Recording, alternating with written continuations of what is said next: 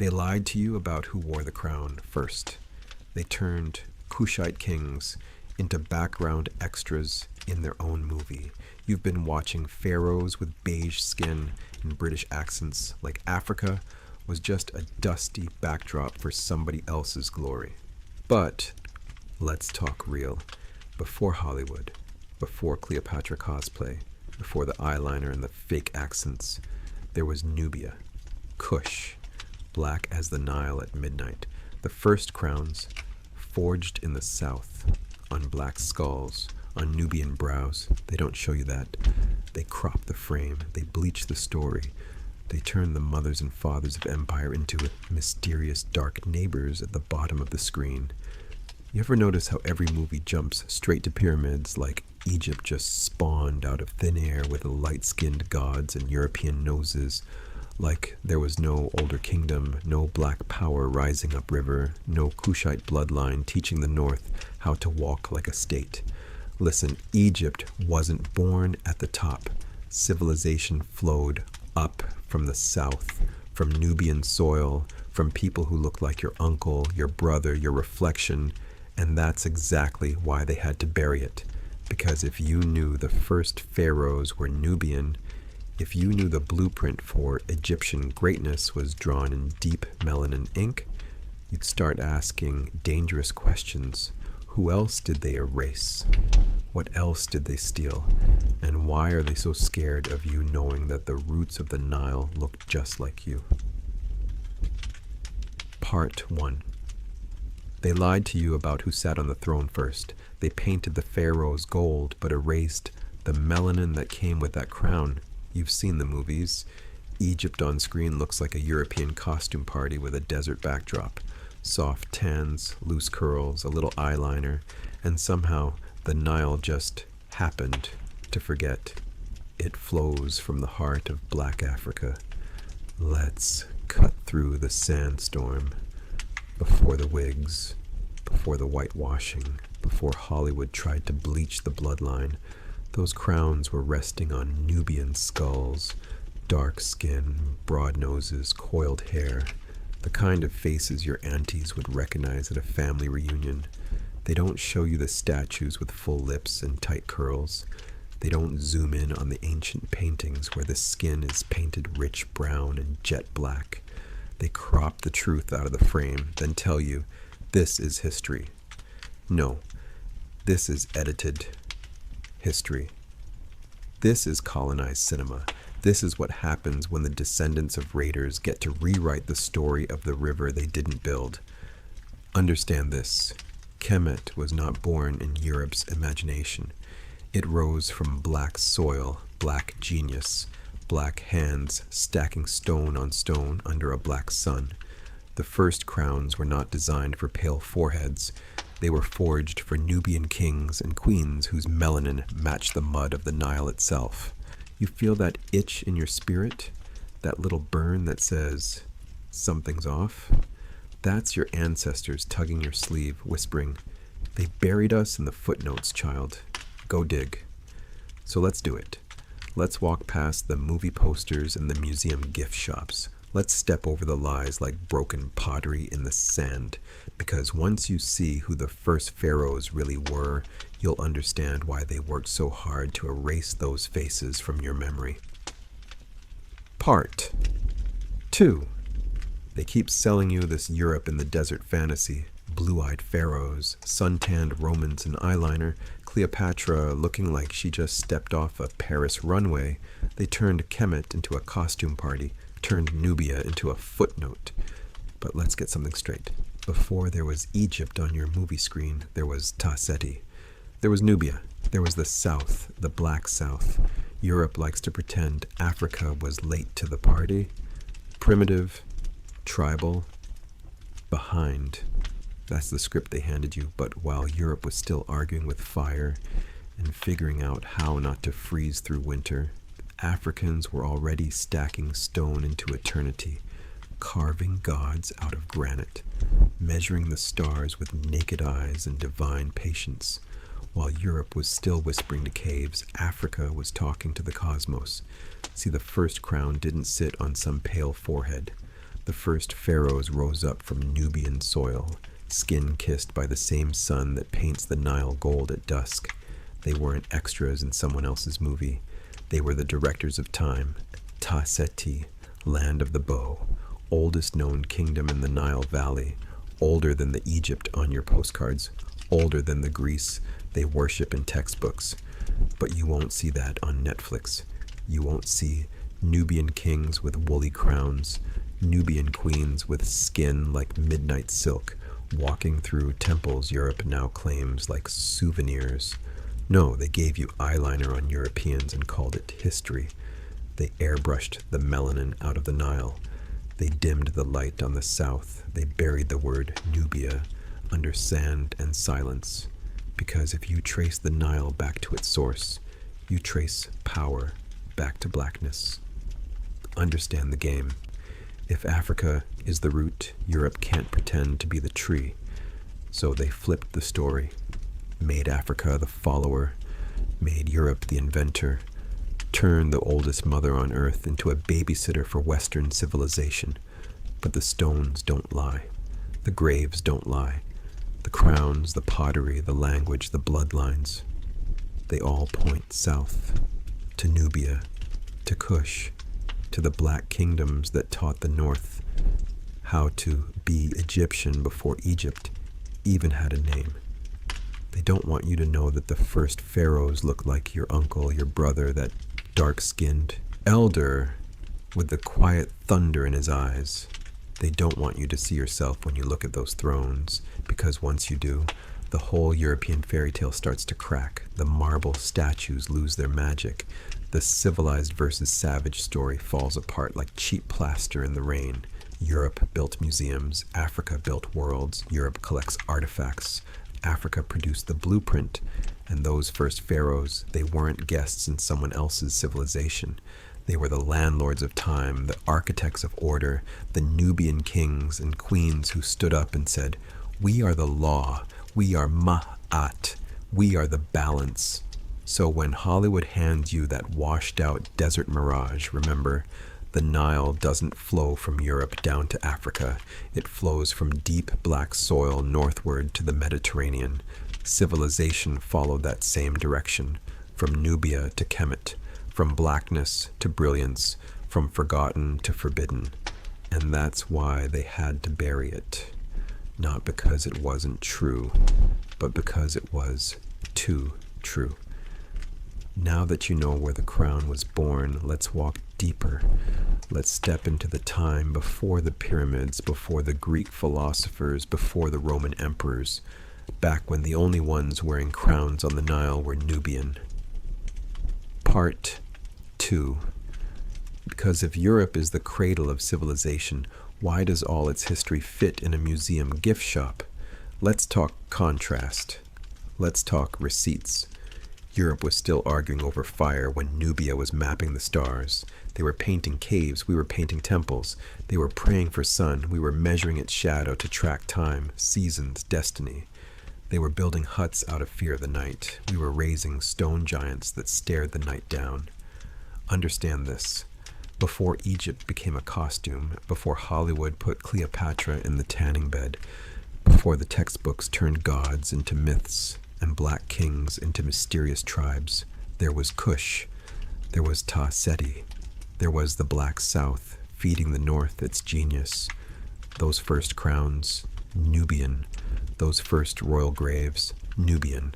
Those early hieroglyphic whispers, born closer to Sudan than to any Greek fantasy. But they told you civilization walked up from Europe, like wisdom was blonde, like knowledge spoke Latin first. Nah, wisdom came up the Nile, skin-kissed by that same sun they now warn you about.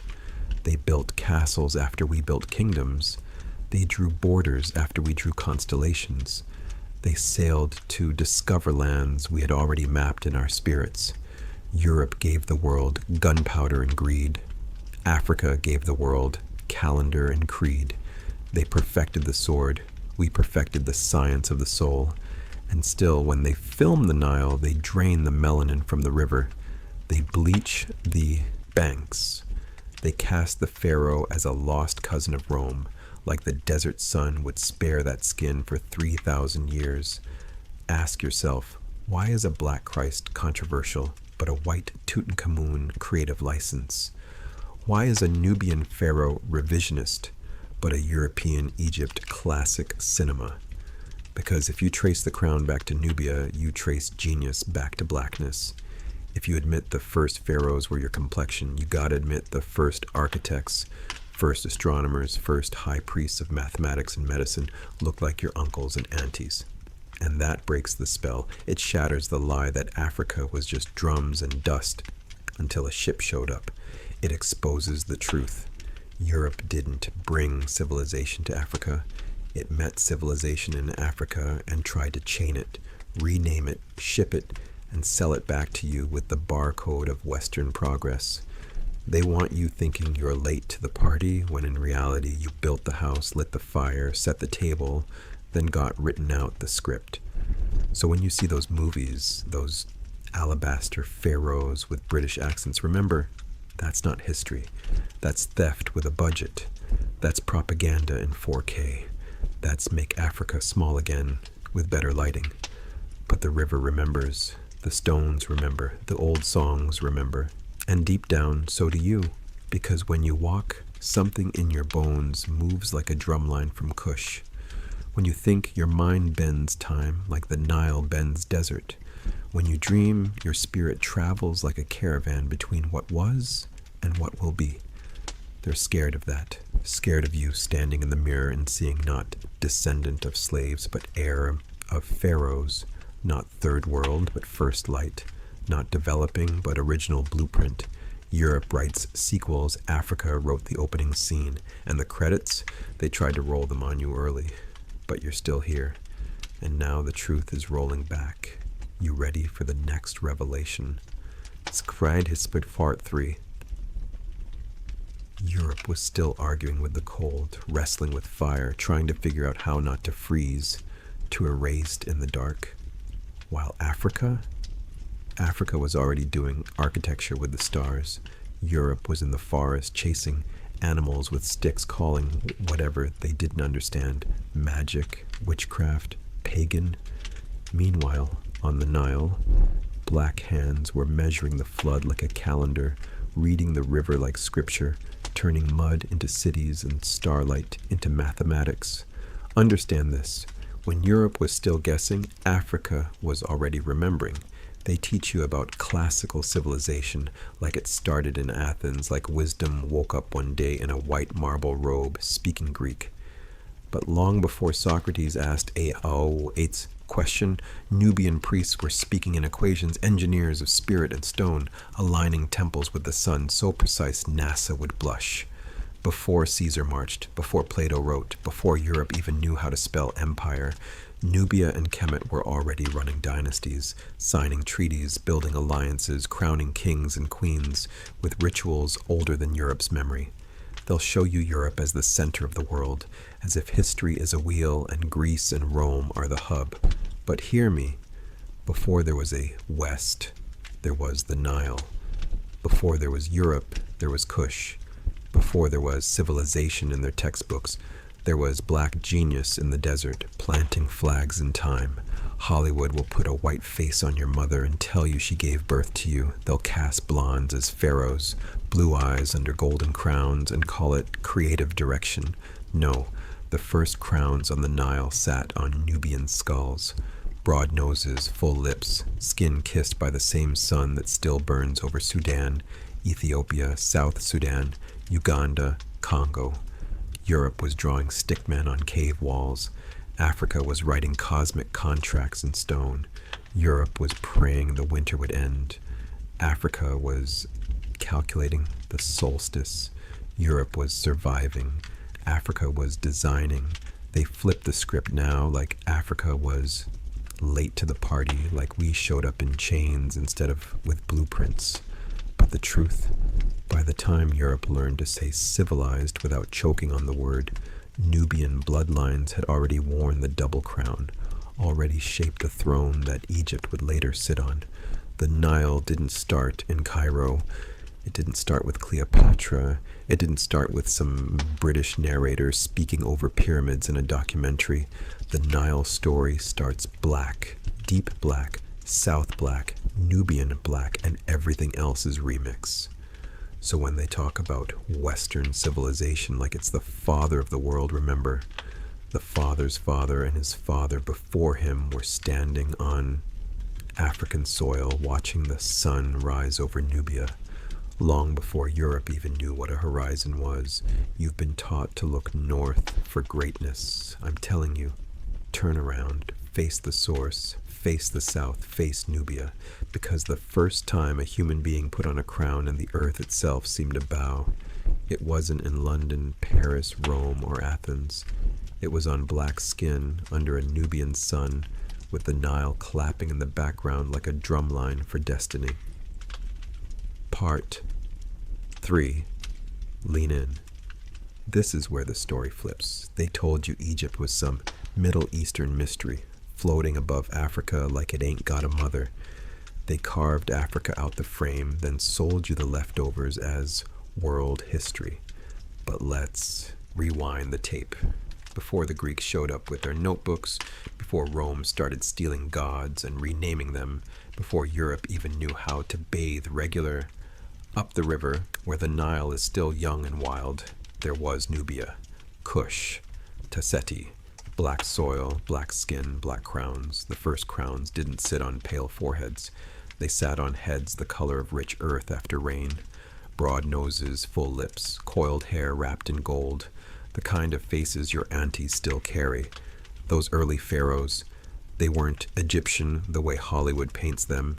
They were southern Nile kings, Nubian, African to the bone. Europe builds castles on stolen stories. Africa builds kingdoms on memory. Europe paints Cleopatra like a lost Kardashian. Africa knows she walked in a world built by black dynasties long before her. Europe shows you desert and pyramids, but no people. Africa remembers the people were the whole point. Understand this. Kemet didn't rise out of nowhere. Civilization flowed north like the Nile itself, from the dark, fertile south to the shining delta. Those early nomes, early kings, early symbols, they got their rhythm from Nubia. The bow, the crown, the throne, the god-king idea, all marinated in blackness before the world had a word for black. But when Europe grabbed the mic, they started editing, turned Nubia into a side note, a neighboring kingdom, like us saying your mother is just a woman who lived down the street. Nah. Nubia was the blueprint. The south was the source. While Europe was wrestling with wolves and trying not to freeze, Nubian kings were aligning temples with the stars, mapping the heavens, counting time in ways your calendar still respects. While Europe was praying for sunlight, Nubia was mastering stone, gold, and river. Not just surviving, designing, not just farming, forecasting floods like they had a contract with the Nile. But in the movies, you get beige pharaohs with British accents standing in front of monuments black hands built, acting like the original landlords. That's not history. That's propaganda with a costume budget. So let's be crystal. When you say pharaoh, you're calling on a lineage that started in the heart of Africa, not in some imaginary Middle East floating above the map. The first crowns rose from Nubian soil. The first rulers of that Nile kingdom were Africans, long before borders, flags, and fake maps tried to slice us up. They buried the truth under sand and cinema, but sand shifts, reels burn, and what's written in the bones of a people doesn't stay buried forever. You ready to walk back to Nubia? You ready to see who really lit the first torch? Part 4. Europe was still arguing with the dark, trying to figure out fire and fear, while Nubia was out here, drafting blueprints for forever. Before a Greek ever carved his first statue, before Rome ever dreamed of empire, before some pale king in a coal castle claimed he ruled the world, but couldn't even rule his own winter, there was Kush, there was Ta-Seti, there was Nubia, black soil, black stone, black thrones. Europe was painting caves. Africa was painting dynasties. They'll tell you Egypt like it fell from the sky, like it just appeared out of nowhere, like some random miracle in the desert. They skip the prequel. They hide the origin story.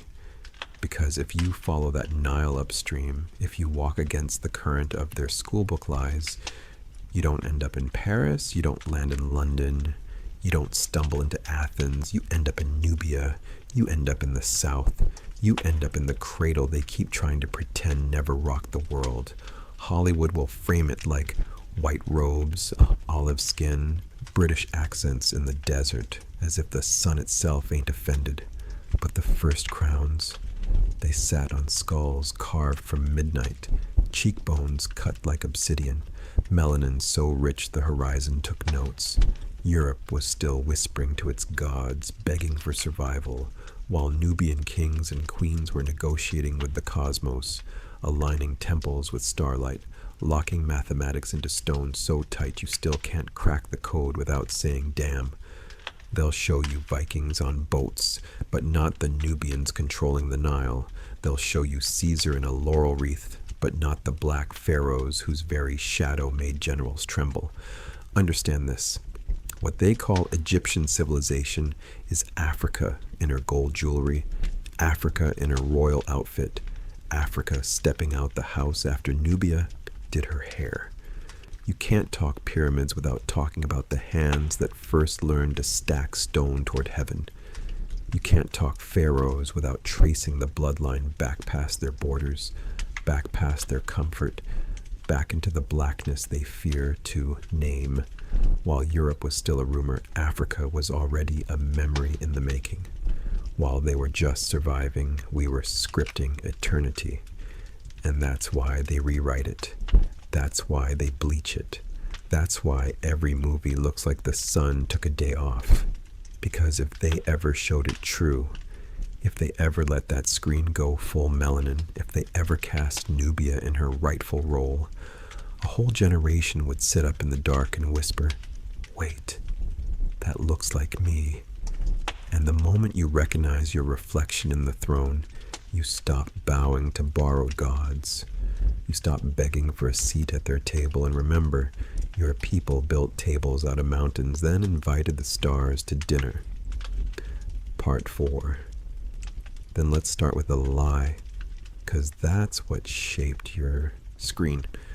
Europe wrote itself into the center of the Nile without ever touching the mud, painted the river blue, the people beige, and called that history. Cast Cleopatra with snow on her skin, made pharaohs look like they came from Greece on vacation, not from the deep black root of the continent.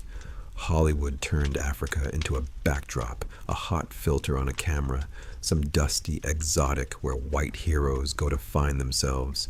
They turned pyramids into props, mummies into monsters, and the people who built them into shadows. But Africa? Africa doesn't need a spotlight. Africa is the light. See, when Europe was still trying to remember which fork to eat with, Nubia was carving kingdoms into stone. When castles were made of wood and hope, Nubian hands were stacking granite blocks like they were speaking in geometry. When Europe was still whispering to the forest, Africa was talking to the stars. They won't tell you that the first crowns that touched Kemet came from the south, from Kush, from Nubia, from skin kissed by the same sun that paints the savannah gold at dusk. They won't tell you that Upper Egypt is really southern Nile, where the river is young and wild, and that's Nubian ground. They won't tell you the first kings who stitched the two lands together looked like your uncle, your brother, your father, you. No, they'll show you some soft-jawed prince with sandy hair and eyeliner standing on stolen sand calling himself Pharaoh. They'll bleach the bloodline, smooth out the nose, thin the lips, fade the melanin, and call that creative direction. But the stones don't lie. The statues don't lie. The crowns carved in black granite, the royal kinks and coils etched in eternity, the dark faces staring back from 5,000 years ago, they all point south, to Nubia, To a people who walked with the river before anyone learned to spell, civilization. To kings who wore leopard skins and gold, who walked like thunder and thought in dynasties. To queens who stood eye to eye with gods and didn't flinch. Europe gave you knights and dragons in bedtime stories. Africa gave the world calendars, temples, and the blueprint of empires, and still had rhythm left over. They taught you to say Egyptian like it meant not African, like Kemet was some floating island disconnected from the black soil beneath it. But that river only flows one way, from the heart of Africa down to the Mediterranean's feet. You follow the water back, you follow the power back. You don't end up in Paris, you don't end up in Rome. You end up in Nubia, in Kush, in blackness so ancient it makes marble look newborn. Understand this. Before Greece had philosophers, Nubia had god-kings. Before Rome had Caesars, Nubia had dynasties. Before Europe had discovery, Africa had memory. So when they show you a pharaoh who looks allergic to the sun, remember, that's not a mistake. That's strategy. That's erasure dressed up as entertainment. That's centuries of no, that can't be black, squeezed into 2 hours of CGI. But the truth got a long walk and a loud voice. The first crowns were Nubian. The first scepters, Nubian. The first rulers who said, "This Nile is mine from cataract to sea," were black as fresh soil after rain. And what Europe tries to claim with museums, Africa stamped in stone before Europe had a name. So yeah, Hollywood can keep its sand-colored pharaohs. We're going back to the source, back to the dark gold of Nubia, where royalty wasn't a costume but a blood oath with the land. You ready to step past the green screen and into the real river? You ready to meet the first kings they tried to bury under makeup and lies? Part 505. Europe out here bragging about castles made of cold stone and colder hearts, bloodlines traced through war, crowns stitched together with conquest and greed. They teach their children civilization began when we arrived, like Africa was some blank page waiting for a European pen. Meanwhile, Africa had been writing chapters in the dark long before Europe even found a candle. We were mapping stars while they were still arguing about whether the earth was flat. We were measuring the Nile's moods while they were still praying for rain. Understand this. Before there was a thing called Europe, before Rome flexed, before Greece philosophized itself into legend, the Nile already had a rhythm, and that rhythm's first kings were black. Not tan, not ambiguous, not Mediterranean, if the casting budget allows. Black, Nubian, Kushite, skin like sun-baked bronze, features carved straight out of the mother's deepest melanin. Hollywood will pan the camera away from that. They'll give you eyeliner and linen, gold masks and pyramids, but blur the faces that built them. They'll make Egypt look like a European vacation with a North African filter, but the soil remembers. Dig into Kemet's oldest bones and you find Nubia standing there like, "Welcome home, we've been here." Ta-Seti, land of the bow, oldest kingdom on record, cradling the Nile before anyone called it civilization. Europe crowns kings in cathedrals. Africa raised pharaohs out of river mud and starlight. Europe wrote laws on paper. Africa carved laws into stone, aligned with the cosmos, so even the shadows at noon knew their place. In Europe, royalty sat on thrones built over peasants' broken backs. In Nubia and Kemet, the ruler was measured by ma'at, balance, truth, order, not just how many lands he could trample. That's why they had to rewrite you. If the world sees that the first crowns on the Nile sat on Nubian heads, then the whole lie trembles. The lie that Africa only knew chains, never scepters. The lie that your history began in a ship's belly, not in a palace by the river. So they split Egypt from Africa in the story, like you can cut the Nile off from its own source. They make Egyptian sound separate from African, like Egypt floated in from Europe on a Greek ship. But listen, The river flows south to north, and so does the truth. Those first pharaohs, they came from the dark, rich south, from Nubian soil where the sun doesn't ask permission to shine. They walked north with their language, their gods, their crowns, their science, their rhythm, and planted it in Kemet like a flag. Europe inherited stories. Africa authored origins. They built cathedrals to touch God. We built pyramids to align with God. They guessed at heaven. We mapped it. So when you see those movies with Egypt looking like a beach resort in Spain, remember, that's not history. That's costume.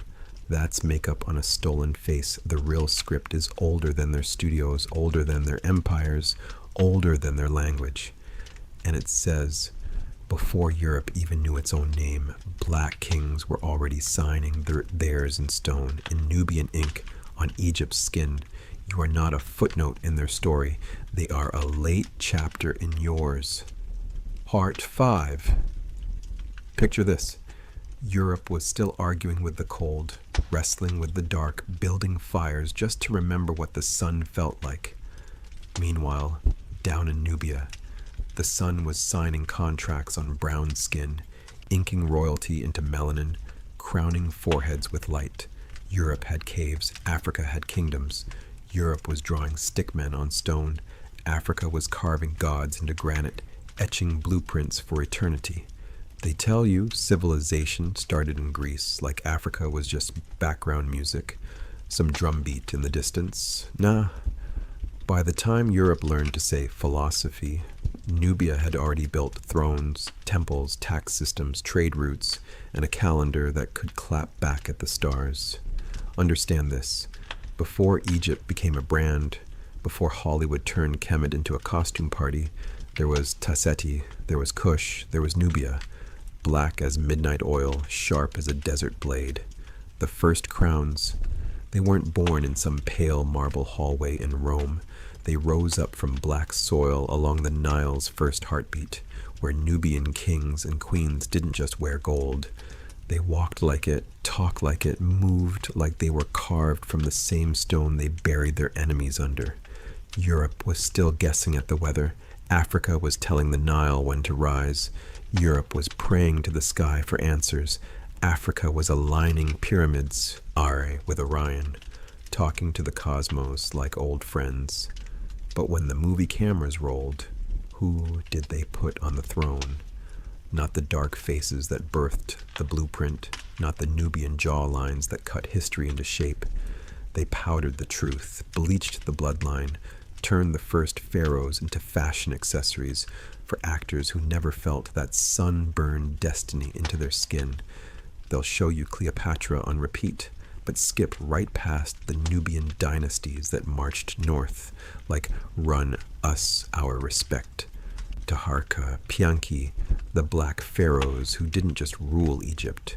They reminded Egypt who its mother was. They don't teach you how Nubia wasn't a side note, it was the opening chapter. How the bow and arrow on those ancient walls wasn't just a weapon, it was a signature. The land of the bow. Ta-Seti, first nome, first crown, first kings to stand over the Nile and say, "This is ours. We are not guests here. We are the architects of this river's memory."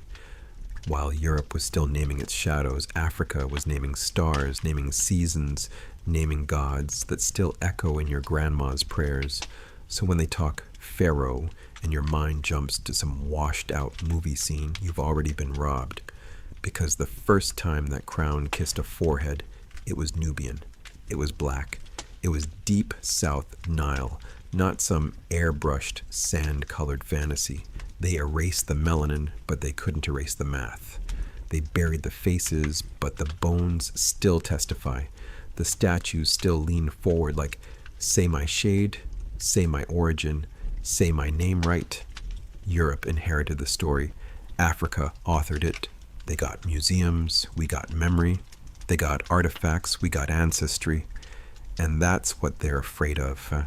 That one day you'll look past the costumes, past the whitewashed wigs and British accents, and see Nubia standing there, arms folded, gold blazing, saying, "You enjoying the remix? Good. Now come hear the original. Part 6. Europe was still arguing with the alphabet, still trying to remember which god it made up last week, still painting caves and praying thunder wouldn't snatch its roof off. Meanwhile, up and down the Nile, black minds were bending stone into language, turning deserts into calendars, lining pyramids up with the heartbeat of the stars. Europe was mud. Africa was mathematics. Europe was campfire gossip.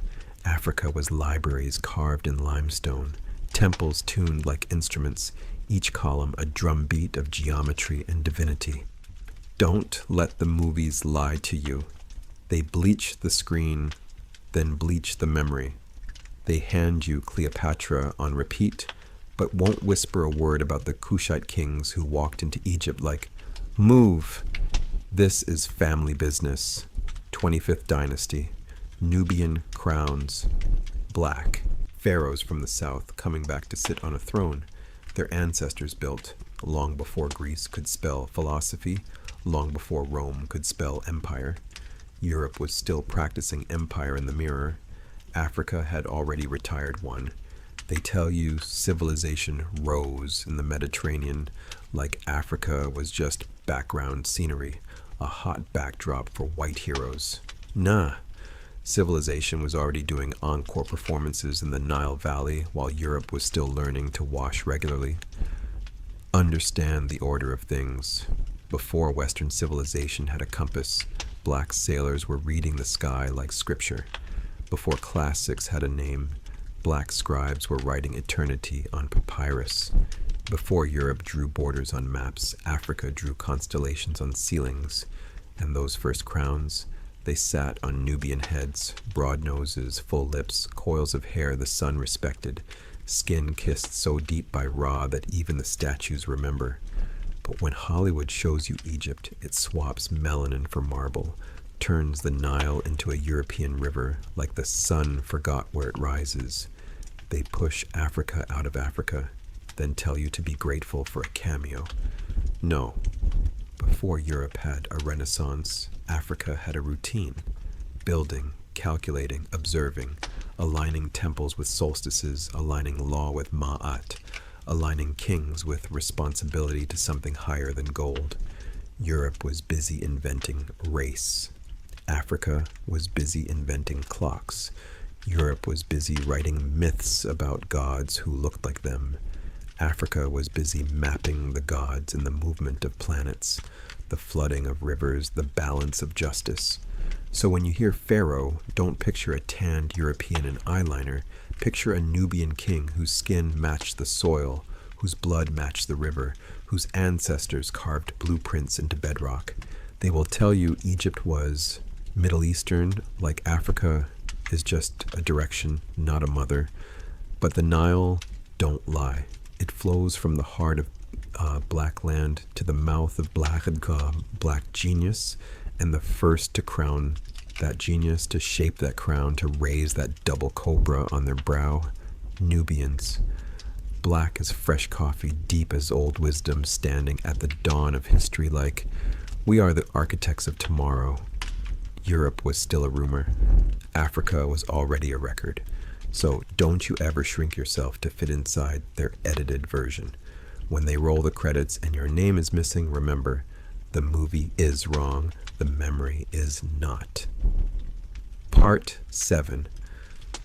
They keep zooming in on pyramids like Africa started at Giza and ended at Cleopatra's eyeliner. But let's set this straight.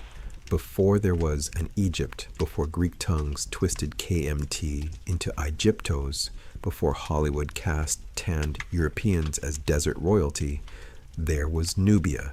There was Kush. There was black skin crowned in gold standing tall where the Nile first learned to strut. The first pharaohs, they weren't pale men with British accents and eyeliner drawn by a makeup team. They were Nubian. Southern Nile. Deep melanin.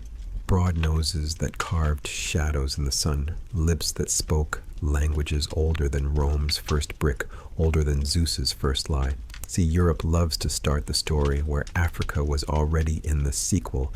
They'll tell you civilization began in Greece, while Africa is sitting there like, child, I was writing blueprints when your gods were still in rough draft. Europe, castles built in the 11th century still bragging like they discovered stone.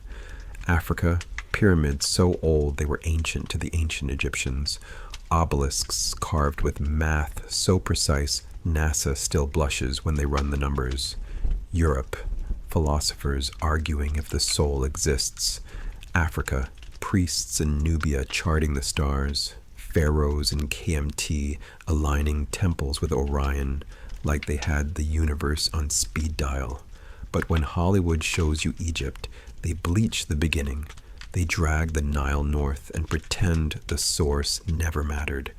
They cut Nubia from the script like you can erase the roots and still keep the tree standing. Understand this. KMT didn't just look south for enemies. It looked south for origin, for gold, for soldiers, for style. Nubian queens walked into Egypt, and dynasties bowed. There were whole eras when the throne of Egypt wore Nubian skin. But notice how the posters never show that. They'll give you pyramids without the people, science without the scientists, a kingdom without the kings and queens who looked like your auntie, your uncle, your reflection in the bathroom mirror. They'll say Egyptian like it's a race, not a place. They'll carve Africa out of Africa, then sell you the leftovers as Middle East, like geography is a mood, not a map. Listen, the Nile doesn't care about their borders. It flows from black lands in the south to brown sands in the north, carrying memory in its current. And that memory whispers before the white marble of Europe, before the cathedrals and the colosseums, before the word Pharaoh ever hit a Greek tongue. There were Nubian kings etching law into stone, and Nubian queens commanding armies with a glance. Europe was still learning to bathe regularly, while Africa was aligning monuments with solstices and star paths. They were painting saints weeping over deserts, while our ancestors were engineering floodplains, turning river tantrums into harvest songs. So when they show you Egypt and hide Nubia, understand what's happening. They're not just miscasting a movie, they're rearranging the family tree hoping you'll forget who planted the seed. But you carry the receipts in your cheekbones, in the tight coil of your hair, in the way your skin absorbs sunlight and turns it into tomorrow. The first crowns along that river sat on black heads. The first scepters were gripped by black hands. The first pharaohs didn't need a CGI budget or a British narrator to prove they were divine. So when they say civilization came from over there, point south, point inland, point to the dark soil where the Nile is born, tell them your Europe is a late chapter. My Africa is the preface, the plot twist, and the author's real name. And we're done letting background actors play the lead. Part 8. They sold you Egypt like it floated in the Mediterranean with no roots in the south, like it was born light-skinned, blue-eyed, and spoke with a British accent. But let's set this pyramid back on its base. Before Europe even learned how to bathe regularly, before they crowned kings who couldn't read their own names, the Nile was already a library of black genius. And the first chapters, Nubian ink, Sudan soil, Kushite crowns. Hollywood keeps cropping the picture, zooming in on the sand and cutting out the source. They show you pharaohs who look like tourists on vacation, not the dark-skinned architects who bent stone and sun into god language. Let's talk real. Those first pharaohs, they weren't sipping wine in Paris, they were pulling power from the Black South, from Nubia, where the Nile runs like a vein straight from the heart of Africa. Europe is the remix. Africa is the original track. Europe got castles after Africa carved kingdoms. Europe got cathedrals after Africa raised temples that could stare the cosmos in the eye and not blink.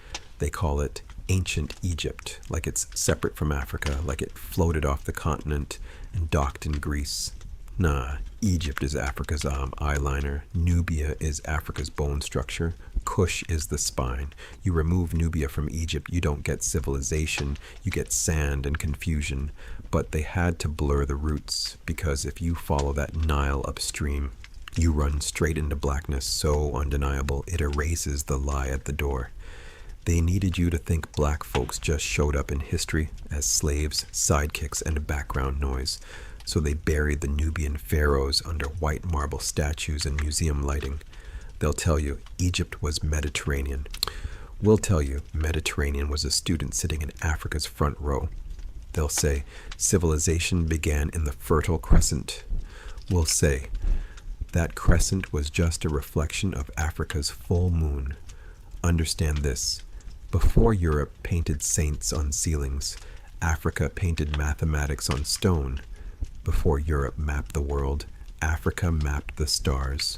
Before Europe had philosophers, Africa had living gods in human skin, writing theology and architecture, and those first royal signatures stamped in Nubian melanin. So when they show you Cleopatra with soft curls and soft lies, remember, by the time she walked on that stage, Africa had already done thousands of years of work. She was the closing credits, not the opening scene. The first crowns on that Nile sat on heads shaped by Kushite blood, Nubian royalty, black as sun-baked onyx, standing so tall the desert itself took notes. Europe is the echo. Africa is the voice. Europe is the portrait. Africa is the face. Europe is the translation. Africa is the original language spoken in drum, river, and obsidian skin. So when you hear Pharaoh, don't picture some tanned model from a perfume commercial. Picture a Nubian king with skin like midnight soil, eyes like carved obsidian, walking through columns that hum with equations older than your calendar. Picture a Nubian queen with a spine like a spear, crowned in gold that knew what real sunlight tasted like, not studio lighting. They won't teach you this in school, because once you know that the first Egyptians were just Africans with better PR, the whole European fairy tale starts to crumble. Then you start asking, if Africa built the blueprint, why is Europe holding the deed? If Nubia lit the fuse, why is Hollywood selling us the spark as their own? Answer is simple. Power loves amnesia, but memory is a weapon. So remember, your Europe is a remix. My Africa is the live performance. Your Europe is the museum plaque. My Africa is the artifact itself. Your Europe is the movie trailer. My Africa is the full film, director's cut, no scenes deleted. And from this point on, we're done letting people who arrived late to the story pretend they wrote the prologue. Part 9. See, here's the part they don't like to mention when the lights come up and the credits roll. Before Caesar ever touched the Nile, before Greece ever peeked over the fence, before Europe even knew how to spell civilization without stuttering, there was Nubia, Ta-Seti, Kush, black soil, black skin, black crowns. The first pharaohs. They weren't the sand-colored extras you see in Hollywood's desert fantasies. They were Nubian, deep melanin, broad nose, coiled hair, gold glowing on skin the sun respected. Europe sells you Egypt like it was born in a white studio lot with British accents and eyeliner from a makeup trailer. But Africa? Africa remembers the receipts. Before there was an Egypt to romanticize, there was a southern kingdom older than their history books, with kings who walked like thunder and queens who sat on thrones that made foreign generals tremble. They tell you about pharaohs, but skip the part where the blueprint came from the south, from Nubia, from blackness so undeniable they had to rewrite the casting call just to make you doubt your own reflection. Europe cuts the film, shows you pyramids, but not the dark hands that drafted the first line, shows you gods, but not the black faces they were sculpted after, shows you Cleopatra on a marble pedestal, but never the Nubian dynasties who restored Kemet when it was falling apart. 25th. Dynasty, say it slow, Kushite kings stepping into Egypt not as invaders but as returners, as restorers, as family coming back to fix what imposters cracked. Pianki, Shabaka, Taharka, names they keep out your classroom because they sound like your cousins, not their conquerors. These were Nubian pharaohs who didn't just sit on thrones. They stabilized empires, rebuilt temples, and reminded Kemet who taught her how to walk. But Europe loves a remix without paying the original artist, so they bleach the storyline, turn Nubian kings into mysterious foreigners, turn black queens into maybe mixed, turn a black civilization into a beige fantasy with a tan. Africa doesn't need their approval stamp. Africa is the original studio. We wrote the script in stone and granite and gold, in pyramids that still slice the sky while their castles crumble. Hollywood can keep its sand-colored pharaohs and blue-eyed gods. That's their fan fiction. Our truth, our first crowns sat on Nubian heads. Our first thrones rose from Nubian soil. The Nile doesn't flow north because it's confused. It's carrying the memory of where the power started. Europe is the dubbed-over version, voices mismatched, scenes rearranged, plot twisted to flatter the editor. Africa is the original language, no subtitles, no apologies. So when they say, Egypt wasn't really black, understand what they're doing. They're trying to erase the roots and keep the flowers. But we're here now, rewinding the reel, restoring the cutscenes, putting Nubia back in the frame where it always belonged. From this chapter on, when you say pharaoh, picture Nubian melanin under that crown. Picture the South as the source, not the side note. Europe can keep the trailer. Africa is the director's cut, where the first pharaohs walk in black, Nubian, undeniable, and the story finally tells the truth. Part 10. Europe got mirrors, Africa got memory. Europe remixed the story, auto-tune the truth, blur the melanin, crop the lips, thin the noses, straighten the crowns till the Nile looked like some off-brand Mediterranean daydream. But Africa? Africa got receipts, stone receipts, gold receipts, pyramids that refuse to lean, temples that still hum in the dark, names carved so deep in granite you can't whitewash without breaking the rock. Hollywood keep casting sand-colored fantasies, blue-eyed pharaohs who would have melted in that sun before noon. They sell you Cleopatra like she's the whole story, like Egypt started with eyeliner and gossip, not with Kushite kings who walked out of the south wearing crowns older than Rome's first brick, speaking to the gods in a tongue carved long before Latin learned to crawl. Europe frames Africa like a side character in its own house, like we just showed up when the slave ships did, like there weren't black thrones and black sciences and black cities glowing in the dark while Europe was still trying to figure out how to bathe regularly. They call it ancient Egypt, like it floated in the sky, no roots, no neighbors, no motherland. But the Nile don't lie. That river runs from the south, from the dark soil, from Nubian bloodlines that walked like drumbeats, that wore their blackness like armor and sunrise. First, pharaohs. They came up from Kush, from Napata, from the black belt of the Nile, where melanin was monarchy and royalty had noses you couldn't fit into their movies. Europe got museums full of stolen proof, whole civilizations on display behind glass, tagged with the wrong names, wrong faces, wrong story. Africa got the originals, the source files, the director's notes, the land where the script was first spoken, under a Nubian sun that blessed the first crowns long before Europe even knew how to spell civilization. So when they show you Egypt without Nubia, pharaohs without blackness, crowns without Kush, understand, that's not history. That's a costume party. The real thing, it walked out of the south dripping with gold, wrapped in truth, black as night and sunrise at the same time. And the world learned to bow before it learned to lie. Part 11. Europe was still arguing with the cold, still wrestling fire out of rock, still trying to remember which berries wouldn't erase them in their sleep, while the Nile was already wearing architecture like jewelry. Understand this. When Europe was carving caves, Africa was carving calendars into stone.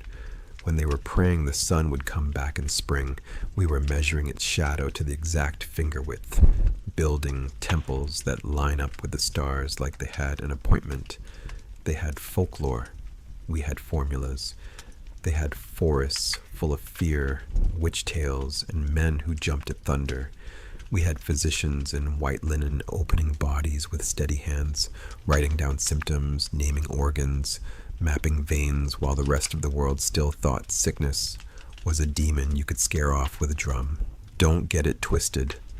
By the time Europe learned to spell civilization, Africa had already filed the patent, built the prototype, and exported the blueprints up the Nile across the desert into the so-called Middle East, while the North still smelled like wet fur and wood smoke.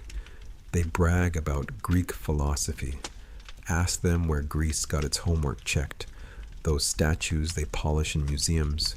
Those great thinkers they quote in classrooms.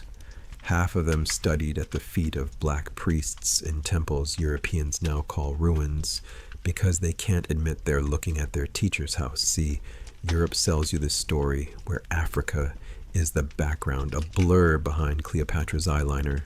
But the first crowns, the first kings that walked like thunder and spoke like sunrise, they came out of Nubia, Kush, Ta-Seti, the south, where the Nile begins to remember it is a god.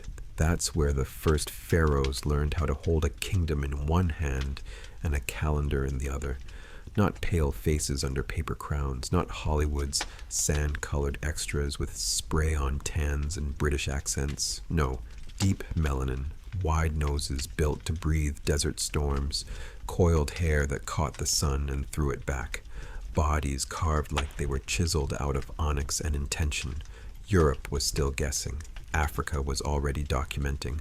They were drawing monsters on cave walls. We were drawing blueprints for pyramids that still refused to fall down. They were chanting at the sky, hoping the rain remembered their name. We were cutting channels through the earth, telling the water where to go, teaching the flood how to feed a nation on time.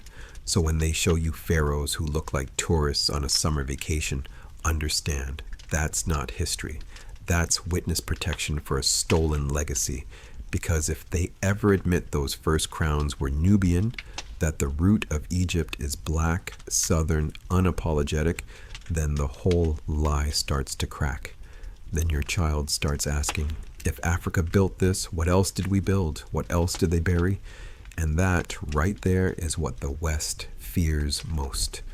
Not your anger, not your protest, but your memory coming back home. Part 12. Because once your memory comes back, Europe stops looking like the beginning and starts looking like what it really was. A late arrival to a party Africa had already been throwing for thousands of years. They told you civilization started in Greece, with some statues and a philosophy class. Meanwhile, down the Nile, black kings were already measuring the stars, mapping the flood, counting the years, and writing their names in stone that still stands after empires turned to dust.